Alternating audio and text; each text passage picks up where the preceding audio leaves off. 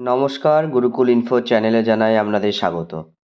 আজ SMS portal তথা school.banglashiksha.gov.in এই যে সাইট অর্থাৎ যে মার্কস এন্ট্রির সাইট, আমরা সারা বছর সমস্ত পশ্চিমবঙ্গের যে বিদ্যালয়গুলো এখানে মার্কস এন্ট্রি করে থাকি।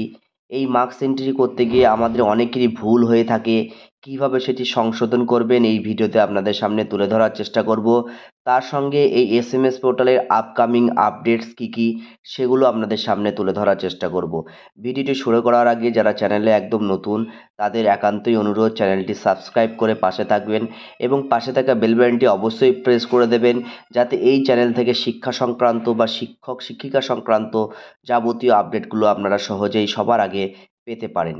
যারা ইতিপূর্বে এই চ্যানেলের সাথে জড়িত তাদেরও বিশেষ অনুরোধ রইল ভিডিওগুলো বেশি পরিমাণে শেয়ার করার। দেখুন, আমরা একদম লগ ইন পেজে চলে যাচ্ছি। লগ ইন পেজে চলে যাওয়ার পর আমরা একদম রেজাল্ট সেকশনে চলে যাব। দেখুন, ইভালুয়েশনের পর একদম প্রথমে ফর্মেটিভটা আমি দেখাচ্ছি। দেখুন, ফর্মেটিভ আমরা যেভাবে করি মিডিয়াম, ক্লাস, সেকশন এবং সাবজেক্ট সিলেক্ট করে টার্মটা আমরা কোন টার্মে করব সেইটা সিলেক্ট করে নেওয়ার পর ক্যাটাগরিটা অটোমেটিক এটা আমরা একদম চলে আসবে ফর্মেটিভ। এরপরে আমরা এখানে যে দুটো অপশন পাচ্ছি, যেটা চুজ ডেট, এখানে একটা ডেট দিয়েছে, আমি একটা ডেটে করে রেখেছি। এইখানটায় ডেটটা আমি সিলেক্ট করে যদি সার্চ করি তাহলে আমার যে আগের ফর্মেটিভগুলো এন্ট্রি হয়ে আছে সেইগুলো একদম চলে আসবে। একটু আসতে সময় লাগবে। দেখুন চলে এসেছে। চলে আসার পর দেখুন একদম ডান দিকে ইয়েলো কালারের আনলক বলে একটা অপশন আছে। এই আনলকটি ওকে করে দিলে কিন্তু যে এই অপশনগুলো আপনার যে ডিসেবল করা আছে সেগুলো কিন্তু আবার এনেবল হয়ে যাবে। আপনাকে এইগুলো আপডেট করতে দেবে। এবং সেম একইভাবে যদি আমরা সাবমিটিভে চলে যাই, সেইভাবে দেখুন একদম ক্লাস 4 এর ক্ষেত্রে আমি একটা দেখাচ্ছি ইংলিশ। এখানে একদম টার্ম এবং ক্যাটাগরি এবং এখানে একদম ইয়ারটা 24 হয়ে থাকবে। আমরা সার্চ করলে কিন্তু এখানে অটোমেটিক আপনার একটু এটাই লোডিং হতে টাইম লাগবে। তারপরে আবার ওইরকমই সেম একদম আনলক অপশনটা কিন্তু চলে আসবে।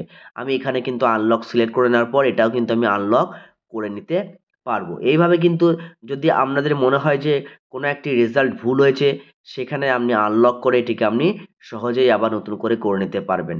এবং ফর্মেটিভের ক্ষেত্রে আপনি আবার ওই সিলেক্ট যদি না করে থাকেন তাহলে ডাইরেক্ট নিউ এন্ট্রিতে গিয়েও রেজাল্ট এন্ট্রি করতে পারবেন।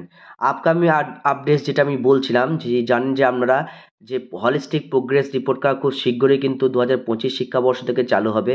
যা খবর তাতে এসএমএস পোর্টালে কিন্তু হলিস্টিক রিপোর্ট কিন্তু একদম চলে আসবে। সেক্ষেত্রে কিন্তু এই পোর্টালের চাপ আরও বাড়বে এবং তার সঙ্গে চাপ বাড়বে প্রত্যেকটা শিক্ষক শিক্ষিকার। কারণ এইরকম এমনিতেই ফর্মেটিভ সাবমিটিভ এন্ট্রি করতে গিয়ে খুবই সমস্যায় আমরা পড়ি।